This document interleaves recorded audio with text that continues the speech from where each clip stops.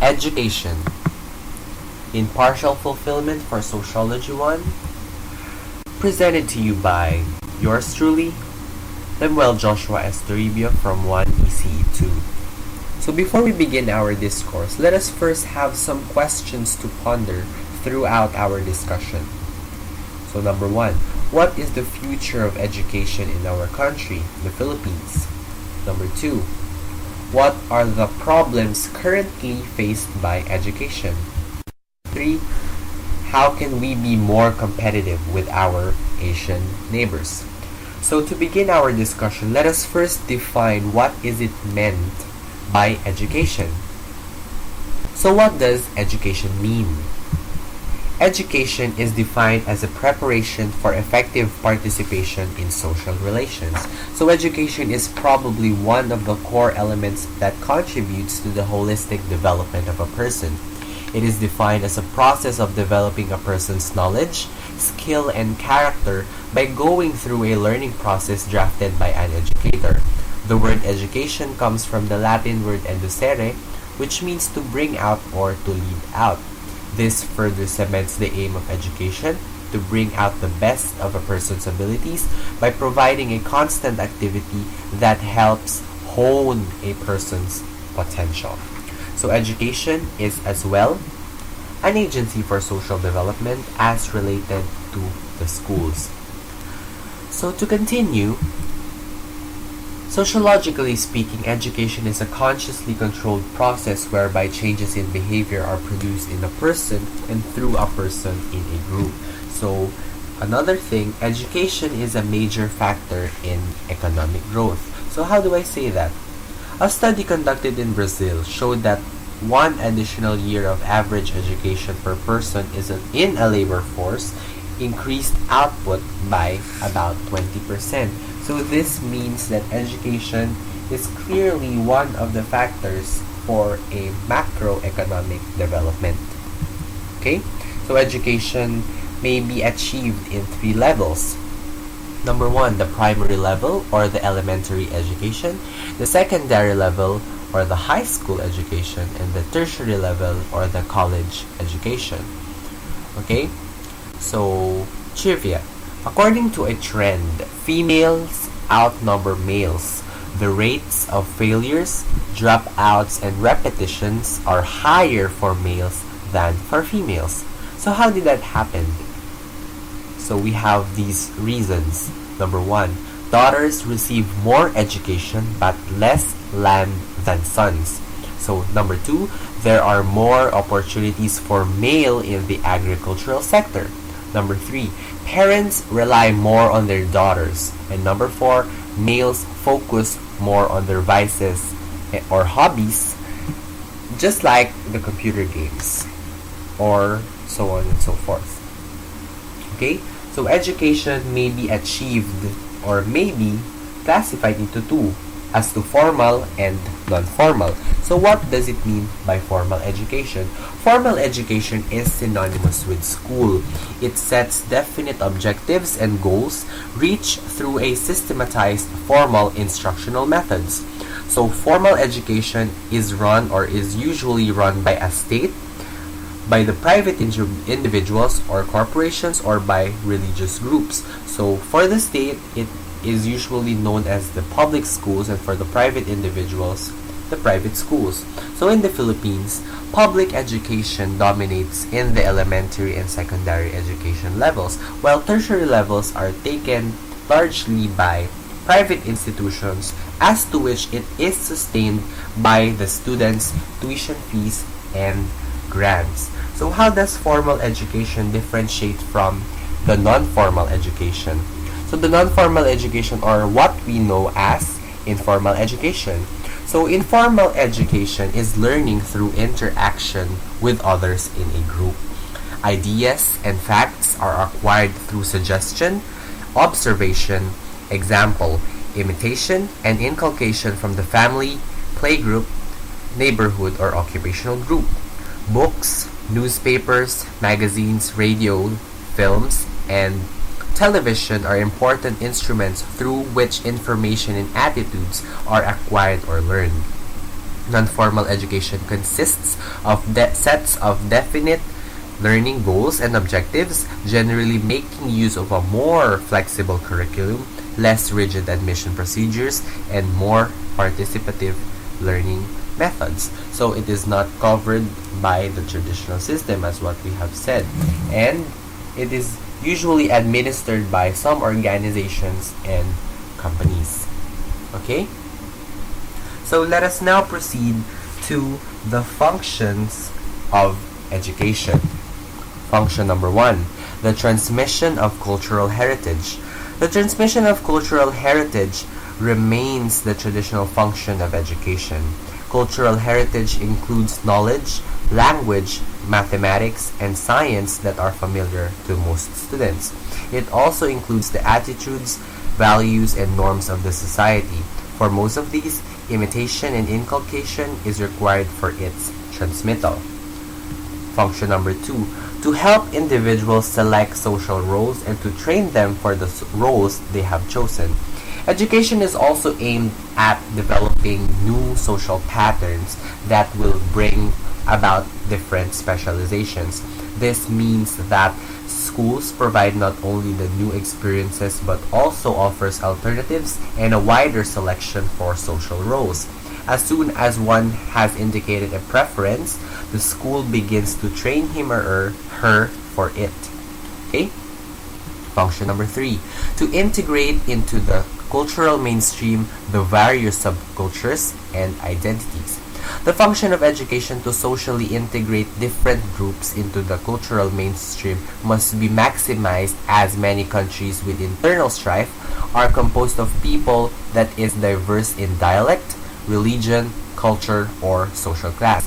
These differences tend to develop antagonism and conflict, relations, and loyalties. Those tasked with administering the Philippine educational system are cognizant of divergent in culture, geography, and history of its people. They are now engaged in exploring means towards eliminating friction and conflicts that endanger the solidarity of the nation. Number 4, to serve as a source of social and cultural innovation. School activities should be geared towards the development of the curiosity and initiative, with students learning to conduct their own investigations, arrive at conclusions, and make new discoveries. In the Philippines, colleges and universities place high valuation on open-mindedness and academic freedom because it is through the freedom to express new ideas that advances in science and technology are brought about. When a society is dynamic and responsive to the needs of its people, it is able to produce intelligent and meaningful changes. So education has these key issues to address. Number 1, the quality of education. As we all know, education is the foundation of a developing country. In other words, the more educated a person is, the greater the chances of having a developed country. To give us a clearer information, the current educational system or the current quality of education in the Philippines is at its critical peak. Insufficient mastery of basic competency is common due to the present congested curriculum, which provides a 12-year course that is being delivered in 10 years. The result, the students are most likely to cram, especially for public schools, where the class hour is not enough to complete one session consisting of 50 students in a classroom and pertaining to the K+12 basic education curriculum that is being present in our country nowadays. It is also a fact that in the current basic educational program, high school graduates do not possess the basic competencies and the emotional maturity that one needs in a workforce.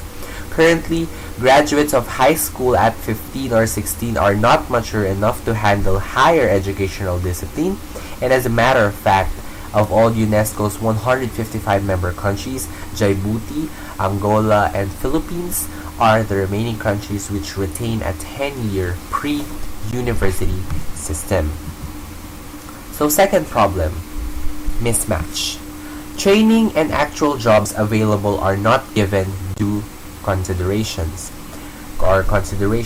This results in the employment or underemployment of certificate or degree holders. Okay? Next problem, the government budget, or the government budget for education. The Constitution provides that the highest portion of the budget should go to education.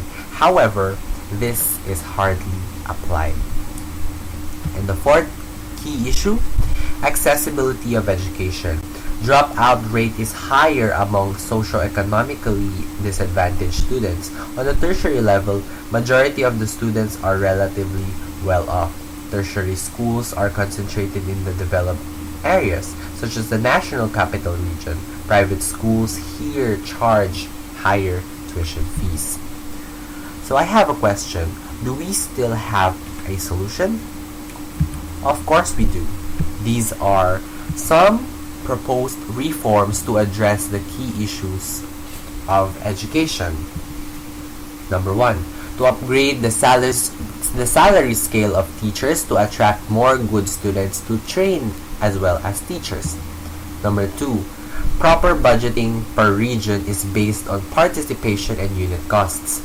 This system favors the more developed regions. Amendments should be made so that the system will allocate more to the regions in need. Number three, expand scholarship programs to poor students in both public and private tertiary schools.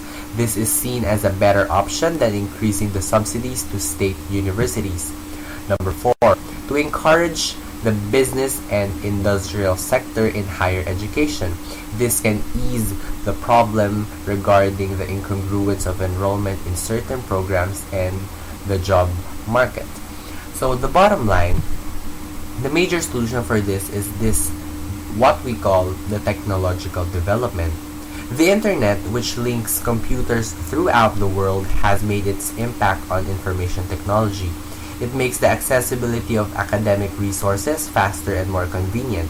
News and discussion groups can now be set up instantly, while opinions, ideas, attitudes are exchanged in real time.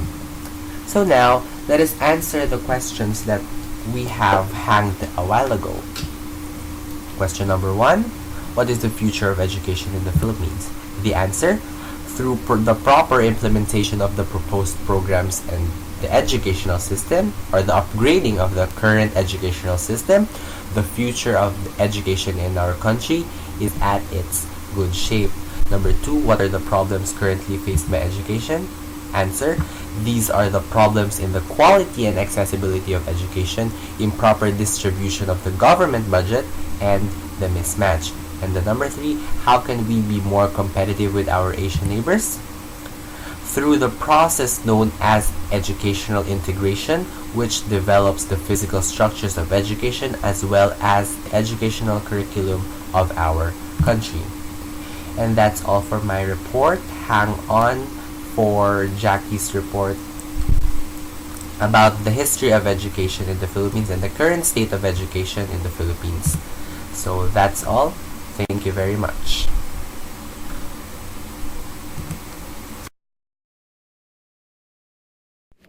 Good morning, everyone. I am here now to present the history of education in the Philippines. Education from ancient early Filipinos. The education of pre-Spanish time in the Philippines was informal and unstructured. Early Filipinos usually taught their children at home, focusing more on vocational skills than academics. It is the parents' obligation to raise their child in the right path, like teaching them the good morals. The fathers taught their sons how to look for food and other means of livelihood like farming, fishing, hunting wild animals, and etc. The mothers taught their daughters to do the household chores like weaving, cooking, washing the dishes, housekeeping, babysitting, dressmaking, and any other household chores. This education basically prepared their children to become good husband and wife. There were also tribal tutors, but there was no structured educational system. Nevertheless, the Spaniards observed that there was an overwhelmingly high literacy rate, finding most of the natives are proficient in their indigenous system of writing. They used alibata as their basis for writing and reading, and according to Padre Pedro Chirino, their way of writing was from top to bottom and from left to right. Early Filipino ancestors valued education very much. Filipino men and women knows how to read and write using their own native alphabet called alibata. The alibata was composed of 17 symbols representing the letters of the alphabet. Among the 17 symbols were 3 vowels and 14 consonants. Those 3 vowels consist of A and E, O and U. In our current alphabet, we already have 5 vowels which are the A, E, O, and U. In our native alphabet, we have 3 vowels because the A and the E and O and the U were already contracted. Those 14 consonants were consist of letters B, D, G, H, K, L, M, N, N, G, P, R, S, T, and Y.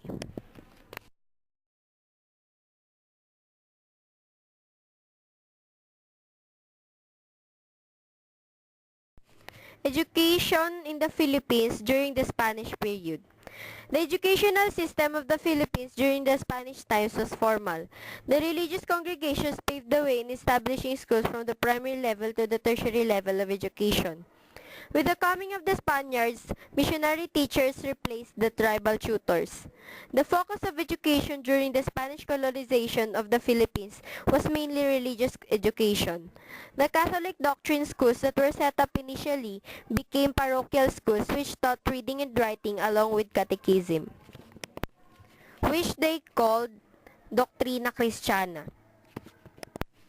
They also taught the Spanish language, basic arithmetic, reading, writing, music and arts, and home education or vocational courses via lectures or recitations and memorization of the teacher's lesson.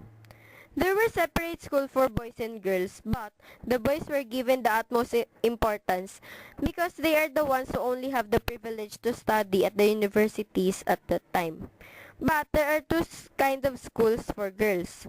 One is the college, where its degree is higher than the high school, and the beaterio, or commonly called as convents or convento, which consists of school and shelter. They were taught about Spanish language, arithmetic, good morals, reading, writing, music, painting, cross-stitching, sewing, and etc. During the Spanish colonial era, only the elite population had access to education. The wealthy Filipinos or ilustrados were included to them. Colonial education brought more non-beneficial effects to the Filipinos because they were scorned by the ilustrados. The ilustrados themselves were Filipinos, but they also degrade their townsmen, which were Filipinos too. In 1863, an educational decree mandated the establishment of free primary schools in each town, one for boys and one for girls, with the precise number of schools depending on the size of the population. There were 3 grades: Entrada, Ascenso, and Termino. The curriculum required the study of Christian doctrine, values, and history, as well as reading and writing in Spanish, mathematics, agriculture, etiquette, singing, world geography, and Spanish history. The decree also provided for a normal school run by the Jesuits to educate male teachers in Manila. Normal schools for women teachers were not established until 1875 in Nueva Cáceres. Despite the decree of 1863, basic education in the Philippines remained inadequate for the rest of the Spanish period. Despite the Education Decree of 1863, basic education in the Philippines remained inadequate for the rest of the Spanish period. Often, there were not enough schools built. Teachers tended to use corporal punishment. The friars exercised control over the schools and their teachers and obstructed attempts to properly educate the masses, as they considered widespread secular education to be a threat to their hold over the population. The schools were often poorly equipped, lacking the desks, chairs, and writing materials that they were required to have under the decree. Though classes were supposed to be held from 7 to 10 a.m. and 2:30 to 5 p.m. throughout the year, schools were often empty. Children skipped school to help with planting and harvesting, or even because their clothes were ragged. Schools established during the Spanish colonial period. The Royal College of San Jose, It was built at Manila and founded in 1605 by Padre Pedro Chirino. College of Santo Tomas. It was called Colegio de Santissimo Rosario before. It was built around 1610 by the Dominican priest named Miguel de Benavides, which was the Archbishop in Manila, and replaced its name to Colegio de Santo Tomas. It was converted into university in 1645 by Padre Inocente and was called University of Santo Tomas. Colegio de San Juan de Letran. It was established in 1630 by Padre Juan Jeronimo. It is known as the eldest school for boys until today. Ateneo Municipal de Manila.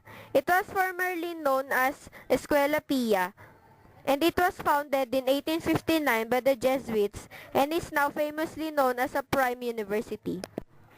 There were also theological seminaries built in Vigan, Manila, and Cebu. Higher education primarily served the upper classes, a degree being a status symbol, a badge of social standing and prestige. Education system during the American colonial period. To help win over the Filipinos to the new American colonial government, General MacArthur provided $100,000 for Philippine education.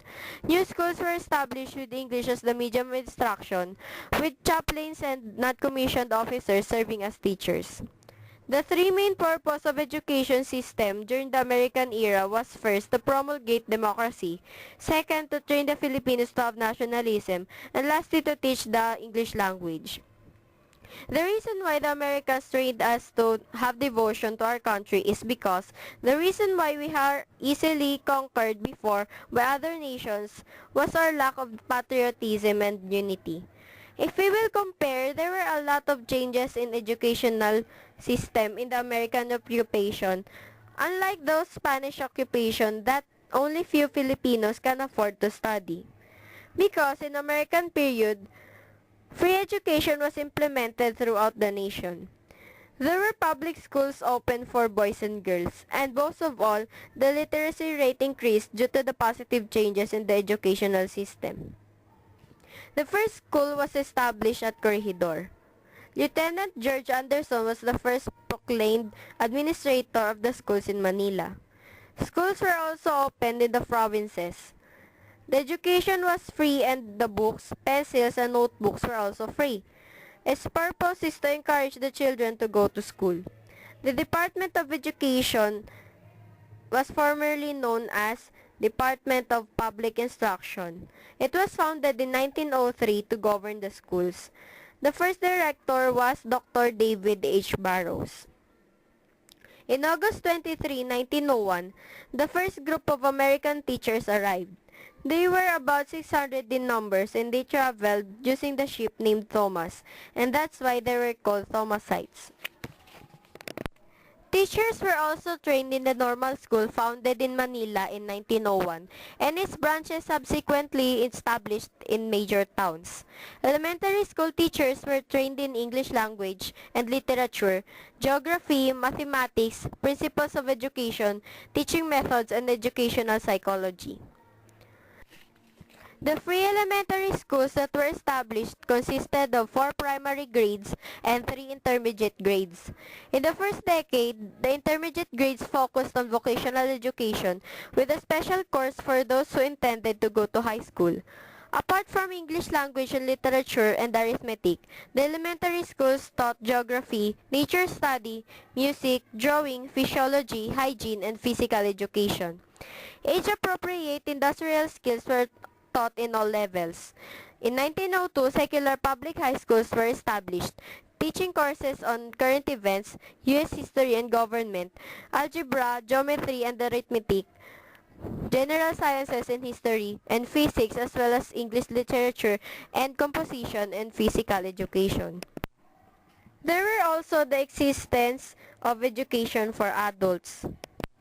This kind of education specializes any form of learning undertaken by or provided for mature men and women.